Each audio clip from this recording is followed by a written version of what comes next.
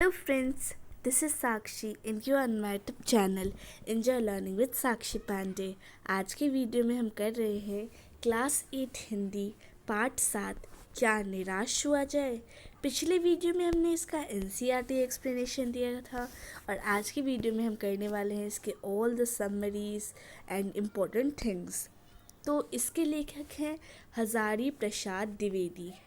हजारी प्रसाद द्विवेदी द्वारा लिखक क्या निराश हुआ जाए एक श्रेष्ठ निबंध है, अर्थात ये जो पाठ है ये एक निबंध है। इस पाठ के द्वारा लेखक देश में उपजी सामाजिक बुराइयों के साथ साथ अच्छाइयों को भी उजागर करने के लिए कहते हैं। वे कहते हैं समाचार पत्रों को पढ़कर लगता है सच्चाई और ईमानदारी खत्म हो गई है। आज आदमी गुनी कम और दोषी अधिक दिख रहा है। आज लोगों की सच्चाई से आस्था हिलने लगी है। लेखक कहते हैं कि लोभ, मोह, काम, क्रोध आदि को शक्ति मानकर हार नहीं माननी चाहिए, बल्कि उनका डट कर सामना करना चाहिए। आगे वे कहते हैं कि हम किसी के हाथ की कठपुतली नहीं बनना चाहिए। कानून और धर्म अलग अलग है, परंतु कुछ लोग कानून को धर्म से बड़ा मानते हैं। समाज में कुछ लोग ऐसे हैं जो बुराई का रस लेकर बताते हैं। बुराई में रस लेना बुरी बात है। लेखक के अनुसार सच्चाई आज भी दुनिया में है। इसके कई उदाहरण उन्होंने पाठ में दिए हैं, जैसा कि हमने पिछले वीडियो में डिस्कस किया था। तो सबसे पहले शब्दार्थ देख लेते हैं। ठगी का अर्थ होता है चालबाज। तस्करी का अर्थ होता है चोरी से सीमा पर माल ले जाने की क्रिया। उसके बाद है भ्रष्टाचार, जिसका अर्थ होता है अनैतिक आचरण। फिर है तस्करी, इसका अर्थ भी वही होता है। फिर है भ्रष्टाचार, भ्रष्टाचार का अर्थ होता है अनैतिक आचरण। ठगा का अर्थ होता है छला गया। विश्वासघात का अर्थ होता है धोखा। कष्टकर का अर्थ कष्ट देने वाला। अकारण बिना कारण। ढाढ़स तसलीफ एक दूसरे को गलत ठहराना। अब हम आते हैं पाठ के सार पे, यानी समरी। लेखक आज के समय में फैले हुई डकैती, चोरी, तस्करी और भ्रष्टाचार से बहुत दुखी है। आजकल का समाचार पत्र आदमी को आदमी पर विश्वास करने से रोकता है। लेखक के अनुसार जिस स्वतंत्र भारत का स्वप्न गांधी, तिलक, टैगोर ने देखा था, यह भारत अब उनके स्वप्नों का भारत नहीं रहा। आज के समय में ईमानदारी से कमाने वाले भूखे मर रहे हैं और धोखाधड़ी करने वाले राज कर रहे हैं। लेखक के अनुसार भारतीय हमेशा ही संतोषी प्रवृत्ति के रहे हैं। वे कहते हैं आम आदमी की मौलिक आवश्यकताओं को पूरा करने के लिए कानून बनाए गए हैं, किंतु आज लोग ईमानदार नहीं हैं। भारत में कानून को धर्म माना गया है, किंतु आज भी कानून से ऊंचा धर्म माना गया है। शायद इसीलिए आज भी लोगों में ईमानदारी, सच्चाई है। लेखक को यह सोचकर अच्छा लगता है कि अभी भी लोगों में इंसानियत बाकी है।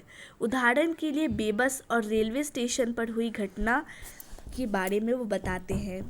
इन उदाहरणों से लेखक के मन में आशा की किरण जागती है और वे कहते हैं कि अभी निराश नहीं हुआ जा सकता, क्योंकि इतनी सारी बुराइयों के बीच में कहीं ना कहीं अच्छाई भी है।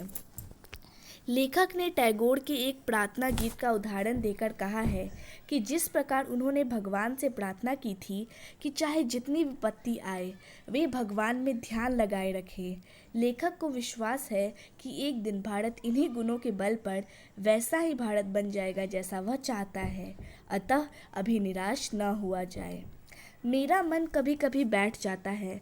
समाचार पत्रों में ठगी, डकैती, चोरी, तस्करी और भ्रष्टाचार के समाचार भरे रहते हैं। आरोप प्रत्यारोप का कुछ ऐसा वातावरण बन गया है कि जैसे लगता है देश में कोई ईमानदार आदमी ही नहीं रह गया। हर व्यक्ति संदेह की दृष्टि से देखा जा रहा है। जो जितने ही ऊंचे पद पर है उनमें उतने ही अधिक दोष दिखाए गए हैं। एक बहुत बड़े आदमी ने मुझसे एक बार कहा था कि इस समय सुखी वही है जो कुछ नहीं करता। ईमानदारी को मूर्खता का पर्याय समझा जाने लगा है। सच्चाई केवल भीरू और बेबस लोगों के हिस्से पड़ी है, यानी जो डर रहे हैं। ऐसी स्थिति में जीवन की महान मूल्यों के बारे में लोगों की आस्था ही हिलने लगी है। दोषों का पर्दाफाश करना बुरी बात नहीं है। बुराई यह मालूम होती है कि किसी के आचरण के गलत पक्ष को उद्घाटित करके उसमें रस लिया जाए। यानी हम उद्घाटित करें वो तो ठीक है, पर उद्घाटित करने के बाद हमें रस नहीं लेना है और दोष उद्घाटन को एकमात्र कर्तव्य मान लिया जाता है, तब वो गलत होता है। रविंद्रनाथ टैगोर जी ने अपनी कविता में प्रार्थना करते हुए ईश्वर से प्रार्थना की है कि मेरे जीवन में चाहे लाखों कठिनाई और परेशानियां आए, दुख तकलीफ आए, लेकिन उनको कम ना कर कर मुझे सिर्फ इतनी शक्ति देना जिन्हें मैं अपने साहस से, अपने परिश्रम से सफलता पाऊं और तुम पर जरा सा संदेह ना करूं। यहाँ पर ईश्वर पर संदेह ना करने की बात की है। तुम पर मेरा विश्वास बना रहे, ऐसा ईश्वर में उनका विश्वास बना रहे, ऐसी शक्ति दो। मनुष्य की बनाई विधियाँ गलत नतीजे तक पहुँच रही हैं तो इन्हें बदलना होगा। वस्तुतः आए दिन इन्हें बदला जा रहा है, लेकिन अभी भी आशा की ज्योति बुझी नहीं है। महान भारतवर्ष को पाने की संभावना बनी हुई है और बनी रहेगी। मेरे मन, निराश होने की ज़रूरत नहीं है। तो ये था इस पार्ट की समरी। यहाँ पे हमारी समरी ख़त्म होती है। Wish you like the video. Thanks for watching the video.